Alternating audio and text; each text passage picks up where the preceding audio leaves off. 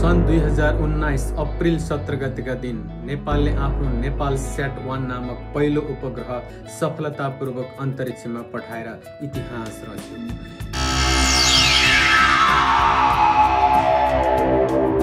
यो नेपालको विज्ञान र प्रविधिको क्षेत्रमा एक अभूतपूर्व सफलता थियो। यसले नेपाली वैज्ञानिक सोचाइलाई अन्तरिक्षसम्म पुर्याएको छ।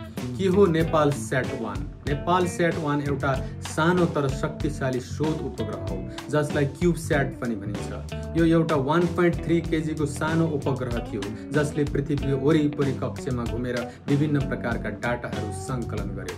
यस उपग्रहलाई दुई नेपाली वैज्ञानिकहरू आवास मास्के र हरिराम श्रेष्ठले जापानको क्युसु इन्स्टिच्युट अफ टेक्नोलोजी केआइटीमा बसेर बनाएका थिए। यो उपग्रह संयुक्त राष्ट्रसङ्घको बर्ड्स 3 नामक एक विशेष कार्यक्रम अन्तर्गत बनाइएको थियो।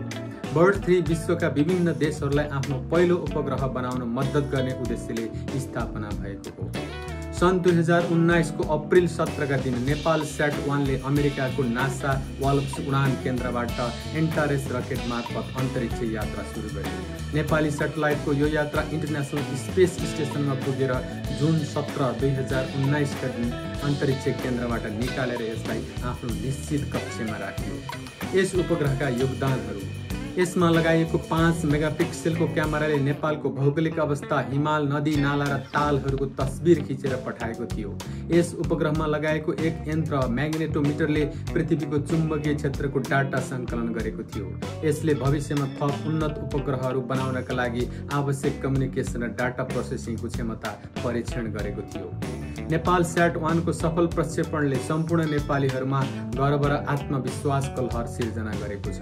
यो उपग्रहले आफ्नो सफल अभियान पूरा गरेपछि सन् 2021 अक्टोबर 3 र 4 गते पृथ्वीको वातावरणमा प्रवेश गरी विघटन भएको थियो।